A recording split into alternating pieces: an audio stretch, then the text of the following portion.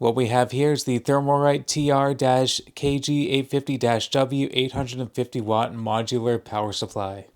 Now, I've been using Thermalright CPU coolers for multiple years now, and I've installed them in many builds. I've always held them as the budget CPU cooler king. I'm always very impressed with the cooling and the economical price. Naturally, when I found out they make power supplies, I was intrigued. So here's a few sources on the internet that I've found reviewing Thermalright power supplies and testing them out, thus giving me the confidence to purchase one and also think about buying them in bulk surplus to use in my PC builds. I would love to do that. First, shout out to AMD House PK. They have a much better test setup than I do, and I really appreciate their reporting. They not only have a YouTube video, but they also have a write-up on their website, which is linked in the video description. And what's nice is they replied to my YouTube comment. Shout out to Technology Hive, also replied to my YouTube comment. Shout out to Hardware Busters, who did a pretty good review on their website.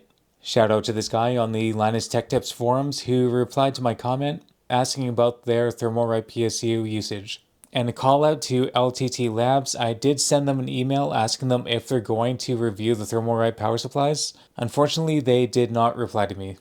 So all these different sources gave me the confidence to purchase this power supply, and I'm actually pretty excited to try it out. So let's get the plastic wrap off.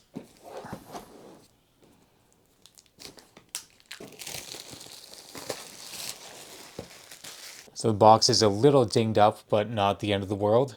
This did ship from overseas in China. I ordered it from AliExpress.com. Let's get this thing open. It's the box of the cables and the power supply unit itself.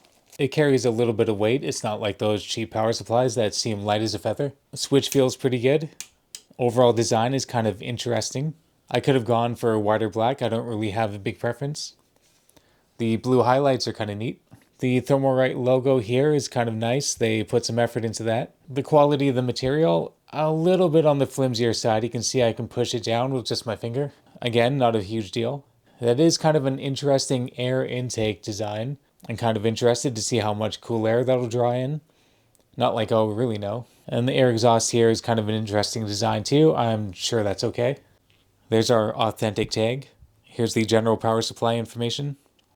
So we have our 80 plus gold efficiency. There's no way for me to prove this without opening up the power supply, but I'm going to trust that they do have Japanese capacitors. That'd be really cool. 5-year warranty, that's not bad. It came with the wrong power cable for Canada, but of course that's not really a big deal, except I have no use for this. And we also got some cable ties and the screws to hold it in place.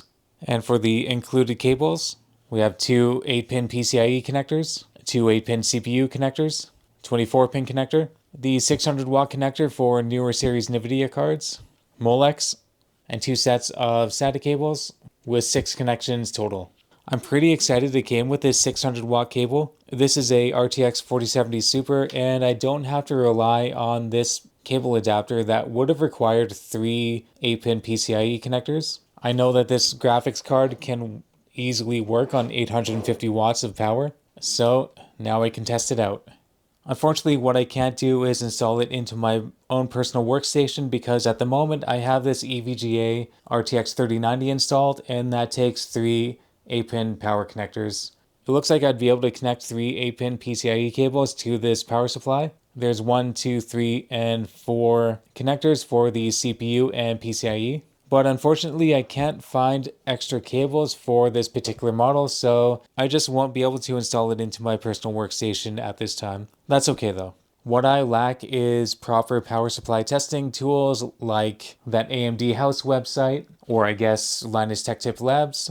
So what I can do is install onto a bunch of test benches and test with a bunch of different CPU and GPU combos. Run a suite of benchmarks and then come back with results. The first combo I'll test on is a Ryzen 5 5600X CPU on this ASRock B550 Pro Gaming 4 motherboard with the Thermalright CPU cooler and the Zotac Twin Edge RTX 3060 Ti. So let's get this thing set up.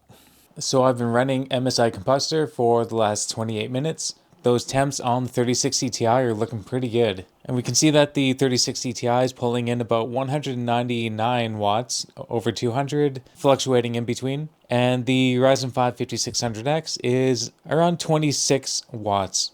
Maybe that's 215, 220 on average. Now, I realize that this system is not demanding a ton of power on this PSU, but hey, it's working. And when I first turned on the power supply, the fan was actually a little bit jittery and made some noises that made me a little bit worried about the quality of the fan. Right now it is running and I can hear it, but it is not annoying at all. It just sounds like your regular PC case fan. I think I'll shut down Combustor, let the 3060 Ti fan stop spinning, and then I'll put the mic up to the power supply and we'll see how loud it is. The system's had a chance to cool down. The fan is still audible, though not on the obnoxious side.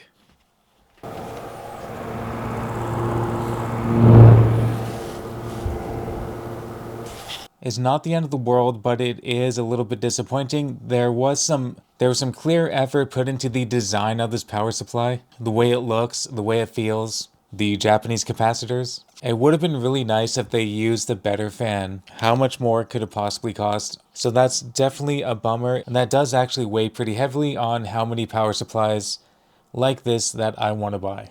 But at the end of the day, it does work. Let's get to the next test bench.